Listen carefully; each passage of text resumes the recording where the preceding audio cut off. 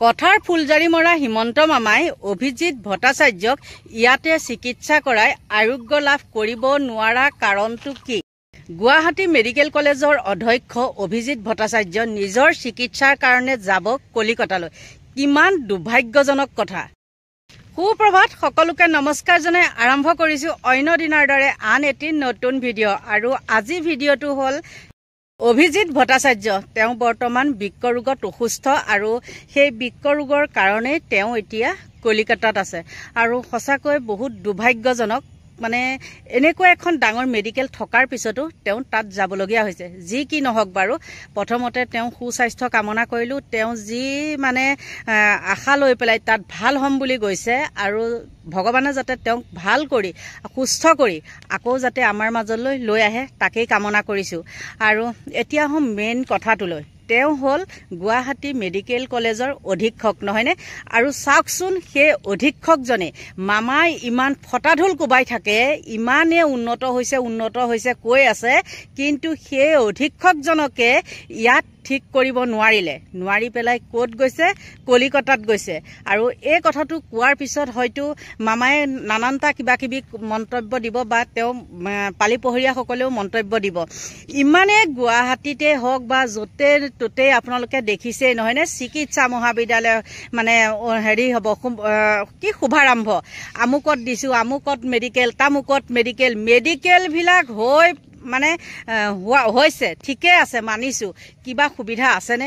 যদি সুবিধা আছে মেডিকেলবিলাকত, তেওঁ কিয় আজি কলিকতাত যাবলগীয়া হ'ল? তেওঁ যে এজন ডাঙৰ মানুহ নহয় জানো? অধীক্ষক যেতিয়া তেওঁ ডাঙৰ মানুহ, সেই ডাঙৰ মানুহজনে যদি ইয়াত চিকিৎসা কৰি পেলাই ভাল হ'ল হয়, তেতিয়াও মানুহে ক'লে হয় যে বা গুৱাহাটী মেডিকেলখন এনেকুৱা দেই, ইমান ডাঙৰ ডক্তৰ এজনে বা ইমান ডাঙৰ অধীক্ষক এজন হৈও তেওঁ ইয়াতে চিকিৎসা কৰি আৰোগ্য লাভ কৰিছে আৰু মানুহে তেতিয়া সাহসো পালে হয়। কিন্তু তেওঁ কি নিজৰে ইয়াত ভাল হ'বলৈ মানে হোৱা নাছিলে নেকি? মানে বিশ্বাস নাছিলে নেকি যে মোৰ ইয়াত ভাল হ'ব? তেওঁ কি কাৰণে তালৈ গুচি গ'ল বাৰু? তালৈ যে গৈছে আমি বেয়া পোৱা নাই, কথাটো কৈছোঁ, উদাহৰণটো। হয়তো ইয়াত মামায়ো চাগে ক'ব পাৰে বোলে আপুনি তালৈকে যাওক, কাৰণ মামাৰ লগত অভিজিৎ ভট্টাচাৰ্য এটা সুসম্পৰ্ক, আৰু সুসম্পৰ্ক থাকিবই, যিহেতু তেওঁ মুখ্যমন্ত্ৰী আৰু তেওঁ হ'ল অধীক্ষক, নহয় জানো? কিন্তু যি নহওক, মানুহজনক কোনোবাই বিতৰ্কৰ মাজলৈ আনে, কিবা আনে, সেইটো কথা নাজানো। কিন্তু মোৰ ক্ষেত্ৰত কিন্তু মই সঁচা কথা কৈছোঁ দেই, আজিৰ পৰা 4-5 বছৰৰ আগত মোৰ ঘৰৰ এটা কিবা প্ৰব্লেম হওঁতে সেই মানুহজনৰ ওচৰত গৈছিলোঁ এটা কেবিনৰ কাৰণে। আপোনালোকে বিশ্বাস কৰক, ইমান সুন্দৰ ব্যৱহাৰ, ইমান মানে সুন্দৰকৈ মোক বুজাই দিলে বা হেৰি কৰি দিলে, মানে 7-8 দিনৰ ভিতৰত মানে ঘৰৰ মানুহ সুস্থ হৈ গুচি আহিলে। কিন্তু ব্যৱহাৰটো মই তেতিয়াহ'লে একদম মানিছোঁ দেই।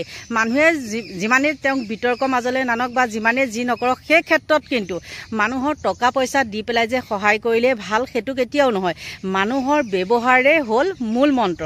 ডক্তৰ হওক বা নাৰ্ছ হওক, আপোনালোকে চাবচোন, কিছুমান ডক্তৰ হেৰিবিলাকৰ ব্যৱহাৰ দেখিলে একদম একে মাথাত টিঙিচকৈ মাৰে, আৰু কিছুমান ডক্তৰ হওক বা নাৰ্ছ হওক, তেওঁলোকৰ ব্যৱহাৰৰ কাৰণে কিন্তু ৰোগী এজন সুস্থ হৈ উঠে। মই কোৱা কথাটো যদি মিছা, আপোনালোকে কমেণ্ট কৰিবলৈ নাপাহৰিব দেই।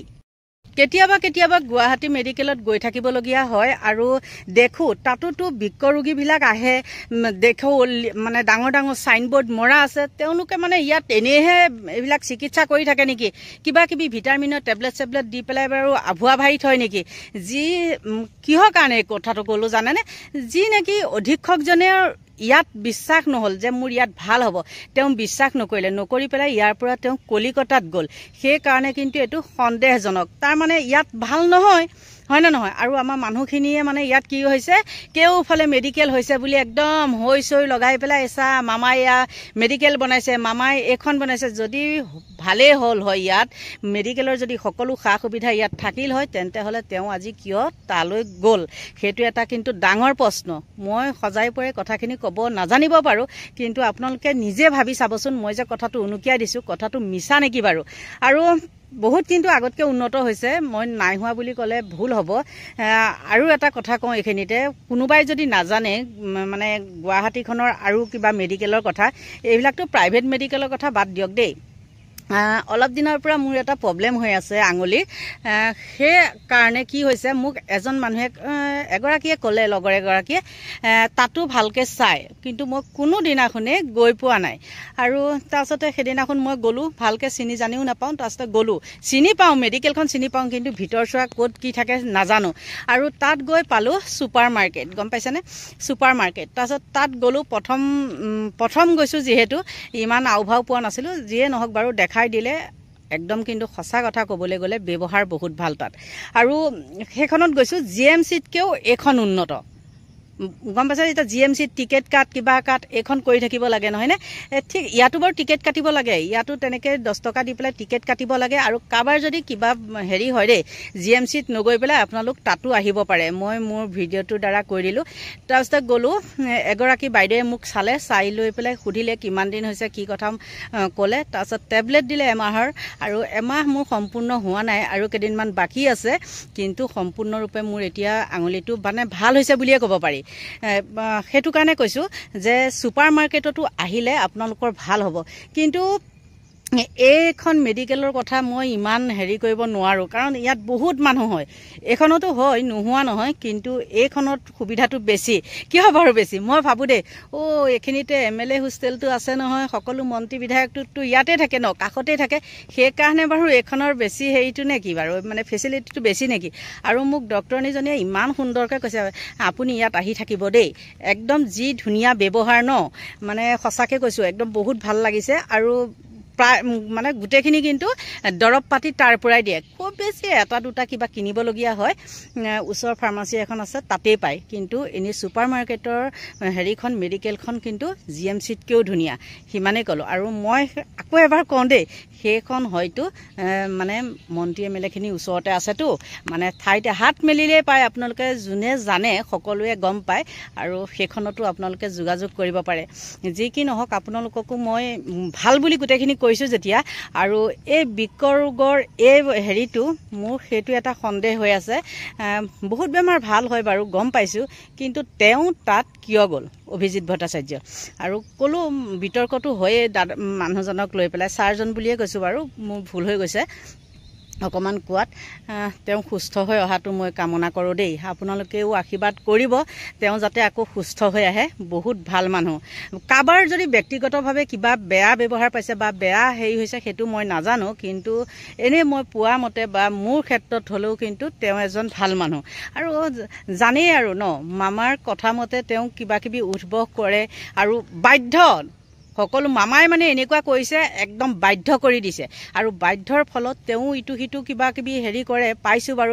কেইবাটা কেছো আৰু আপোনালোকে মই যেনেকৈ নিউজত পাইছোঁ আপোনালোকেও তেনেকৈ নিউজত পাইছে নহয়নে গতিকে যি কি নহওক এজন ভাল মানুহ সুস্থ হৈ আহক ইমান সোনকালে আঁতৰি যোৱাটো বিচৰা নাই ভগৱানে যাতে তেওঁক দীৰ্ঘায়ু কৰক আকৌ আমাৰ মাজত আহি পেলাই সুন্দৰ ব্যৱহাৰ লৈ সুন্দৰ হেৰি কৰি পেলাই সকলোখিনি যাতে পৰিচালনা কৰিব পাৰে তাকেই কামনা কৰিছোঁ ভিডিঅ'টো আছিল আজি অভিজিৎ ভট্টাচাৰ্যক লৈ আৰু যিয়ে নহওক এটা কথা ক'বলৈ গ'লে বহুতখিনি কথা ওলাই যায় নহয়নে আৰু আমাৰ গুৱাহাটী মেডিকেল কলেজখনত এই কিবা কিবি আঁচনি মানে হেৰি এইবিলাক অটল অমৃত যোজনা কাৰ্ড আছেনে কিবা কিবি এনেকুৱাবিলাক বিচাৰি ফুৰে আৰু সেয়া বিচাৰোঁতে কি হয় বেমাৰী আধা মৰা হ'বলগীয়া হয় গতিকে এনেকুৱা মেডিকেল থাকি কিবা লাভ আছেনে একদম এনেকুৱা হাই হুলস্থুল কিবা কিবি আৰু সিখনৰ কথাটো বাৰু নকওঁ মুঠতে এইখন মেডিকেলত একোৱে মানে হেৰিটো নাই মানে ধৰক 600 টকা হেৰিটোত 300 টকা লয় সেই তেনেকুৱা আৰু তাৰ বাদে দৰৱ পাতিৰ একো মানে সুবিধাটো নাই মানে ভিটামিনৰ কিবা কিবি কেইটামান দিয়ে সৰু সুৰা তাৰ বাদে যিখিনি প্ৰয়োজনীয় দৰৱ সেইখিনি কিন্তু ফাৰ্মাচীতহে পায় আৰু GMCয়ে যিবিলাক দৰৱ লিখি দিয়ে সেই দৰৱখিনি ওচৰৰ ফাৰ্মাচী কেইখনৰ বাদে বেলেগত কিন্তু আপোনালোকে নাপায় সেইটো এটা কিন্তু ৰহস্য কথা দেই আৰু যদি তাত দৰৱ নাপায়ে তেন্তে হ'লে সেইকেইখন মানে এনেই মানে কিয় ক'ব লাগে যে ফ্ৰীকৈ হেৰি বিনামূলীয়া দৰৱ দিয়ে কিবা দিয়ে এইবিলাক এনেই এডভাৰটাইজ মাৰি থাকিব নালাগে আৰু সেইবিলাকৰ কাৰণেও কিন্তু এই অভিজিৎ ভট্টাচাৰ্যক কিছুমান ক্ষেত্ৰত মানে হেৰি কৰে বিতৰ্ক মাজলৈ টানি আনে আৰু কি কাৰণে কি হেৰি হয় নাজানো আৰু ইমানখিনি মই যদি একদম ভাল বুলি কওঁ আৰু কাৰোবাৰ ক্ষেত্ৰত যদি বেয়া হয় সেইটোতো গম নাপাওঁ নহয় জানো গতিকে এটা কথা 2 নম্বৰীটো কিন্তু থাকিবই 2 নম্বৰী নথকা নহয় কিয় ক'লোঁ 2 নম্বৰ নাই বুলি মই যে কৈ গ'লোঁ অকণমান আগত যে GMCয়ে যি মানে দৰৱখিনি লিখি দিয়ে সেই দৰৱ ওচৰৰ ফাৰ্মাচীকেইখনৰ বাদে বেলেগত নাপায় আপোনালোকে চাব হয়নে নহয় আৰু কিবা লিখি দিলেও যদি কেনেবাকেও পাবলগীয়া হয় আকৌ মানে বেলেগ ফাৰ্মাচীত অৰ্ডাৰ দিবলগীয়া হয় সেই তেতিয়াহে আহি পেলাই পায়হি এইখিনিয়ে আছিলে ভিডিঅ'টো আৰু তেনেকুৱা মেডিকেল হাজাৰ হাজাৰ থাকিলেও কিন্তু লাভ নাই যি নেকি অধীক্ষকজনে ইয়াত সুৰক্ষিত নহয় বুলি ভাবি তেওঁ বাহিৰত যাবলগীয়া হ'ল আৰু বেছিকৈ কৈ নাথাকোঁ দিয়কচোন মোৰ ভিডিঅ'টো ইমানতে সামৰণি মাৰোঁ কাৰণ মহে একদম আগুৰি ধৰিছে জানেনে গতিকে সকলোকে ভগৱানে ভালে কুশলে ৰাখক তাকেই কামনা কৰিছোঁ আৰু লগতে সেই মানুহজন সোনকালে যাতে সুস্থ হৈ আমাৰ মাজলৈ আকৌ আহিব পাৰে তাকেই কামনা কৰি ভিডিঅ'টো সামৰণি মাৰিছোঁ বাই বাই